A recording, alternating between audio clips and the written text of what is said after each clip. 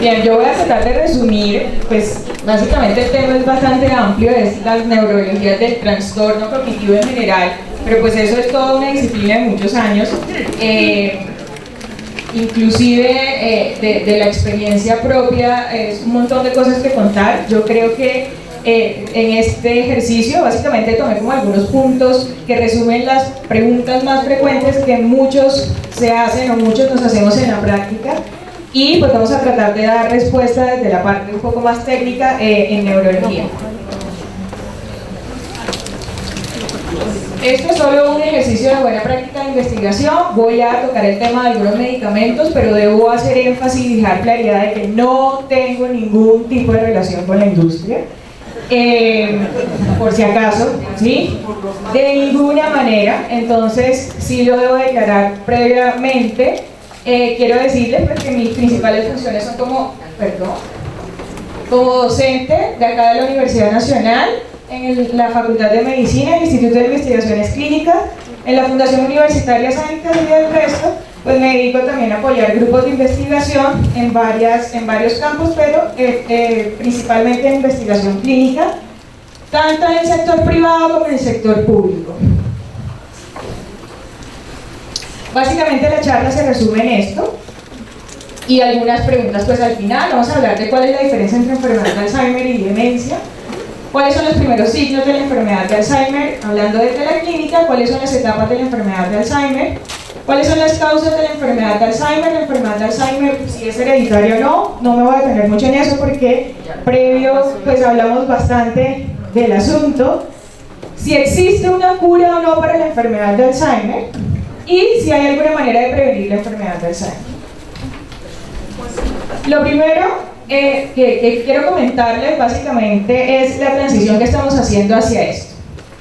Y lo estamos utilizando indistintamente, pero estamos cada vez reemplazándolo más con el concepto que tenemos de demencia. Y esto tiene que ver con un concepto histórico y también, digamos, un poco mal interpretado de lo que son las demencias. Y a veces hablamos de que nuestro familiar tiene demencia, nuestro paciente tiene demencia, y muchas personas lo asocian con psicosis o con episodios de locura que nada tiene que ver. En ese cambio, en esa transición, se ha venido proponiendo, más o menos desde el 2000, el uso del trastorno cognitivo que expresa de mejor manera esta condición en todo su, digamos, alcance. ¿Qué es esto de trastorno cognitivo? Básicamente la especie humana tiene unas características específicas que es lo que nos diferencia de otras especies. Eso son unas habilidades, ¿sí?, que incluyen el lenguaje, la memoria, algunas funciones ejecutivas, que algunos dirán que es eso de funciones ejecutivas, básicamente la capacidad que nosotros tenemos de hacer abstracción, de tomar decisiones, de hacer juicio y de decidir ante una situación qué es mejor o qué no. También la orientación visoespacial, ¿sí?, la concentración, el cálculo y algunas otras habilidades. Cuando comienza a perderse, después de haber tenido un desarrollo normal, cualquiera sea, es de estas habilidades, nosotros empezamos a hablar de que hay un trastorno. Máxime si ese deterioro o esa pérdida empieza a producir alteración en mi vida diaria, en tres aspectos, que es lo que nosotros... ¿Se escucha? ¿No? Ok, básicamente sí se ve alterado mi funcionamiento en tres espacios diferentes. En mi funcionamiento social, en mi funcionamiento familiar o en mi funcionamiento laboral.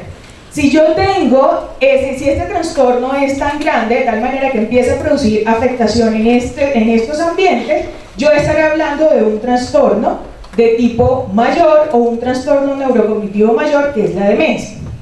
Pero también hay algunas fallas que son más imperceptibles, que no me producen daño en esos tres niveles, pero sigue siendo un trastorno cognitivo y que no se explica por los cambios de la edad. A eso lo llamamos nosotros un trastorno cognitivo menor. Dentro del trastorno cognitivo mayor, el más frecuente es la enfermedad de Alzheimer y representa entre el 50 al 60% de los trastornos cognitivos mayores. Entonces, para dar respuesta, la primera pregunta es, ¿qué diferencia hay?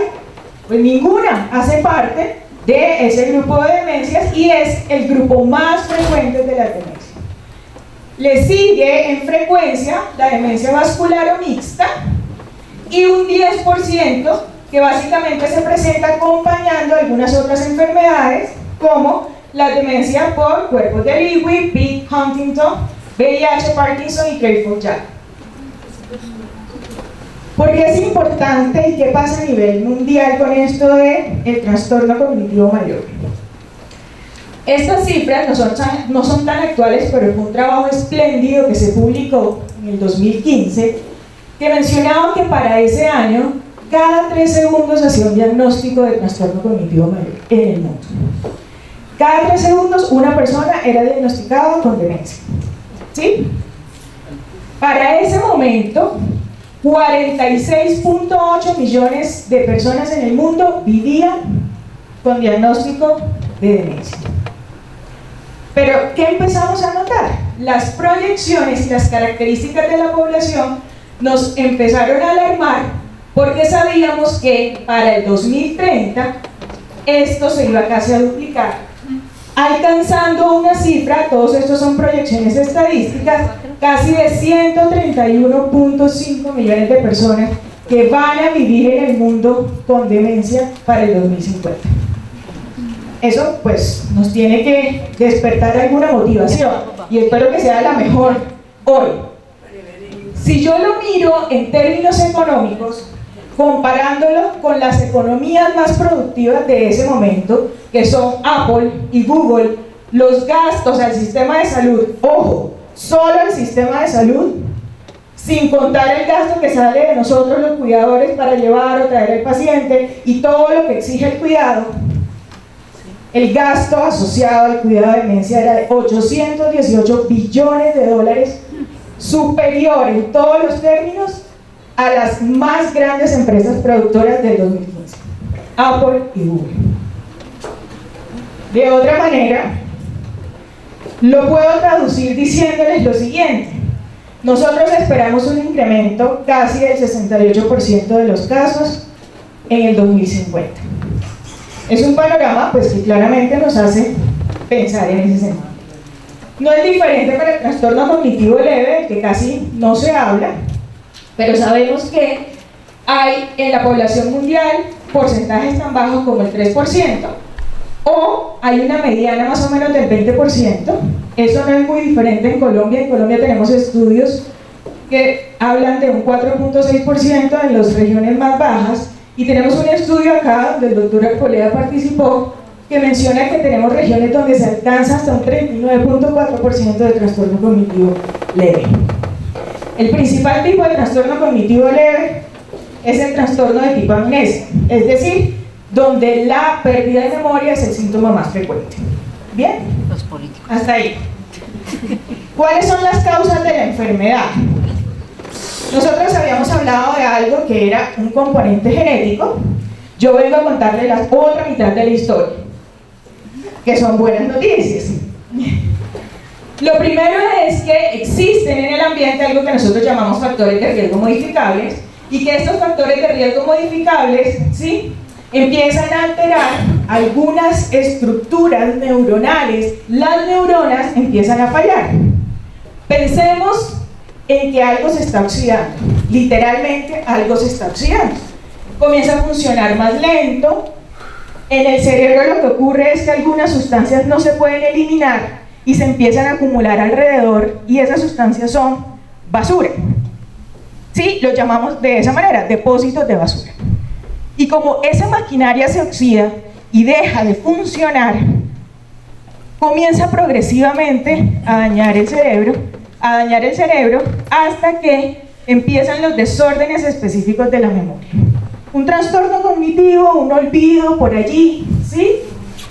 Si eso progresa, y solo si eso progresa, con algunos otros condicionantes, estaremos hablando que en 5 a 6 años ese sujeto desarrollará un trastorno cognitivo mayor o una demencia. Entonces, en todas esas causas, vamos a empezar a hablar acá de algo que es muy interesante, que son los factores de riesgo modificables. ¿Cuáles son los primeros síntomas? ¿Sí? El más frecuente, y que se asocia justamente por la etiología, que es la enfermedad de Alzheimer, y como dijimos era la más frecuente, es la pérdida de memoria. Entonces empezamos a tener olvidos, hay cambios de humor, se pierden misteriosamente los objetos del sitio donde los dejamos, no los encontramos, hay dificultad para completar tareas o actividades familiares, hay confusión en tiempo y lugar. Esto hace que los sujetos empiecen a tener aislamiento social. Tenemos alguna percepción de lo que está pasando y para que no se den cuenta, pues sencillamente empiezo a aislarme, se vuelve más difícil tomar decisiones o hay pobre juicio, es decir, esas decisiones son incorrectas, dificultad en la comunicación y dificultad visoespacial. Pero todos nos estaremos preguntando, yo creo que todos en algún punto hemos tenido esos síntomas y todos estamos preguntando, bueno, ¿será entonces que me estoy enfermando? No. Básicamente, todas esas características hacen parte de un proceso de envejecimiento normal. Sin embargo, hay tres cosas que definen un envejecimiento normal con esas características versus un envejecimiento patológico o un trastorno.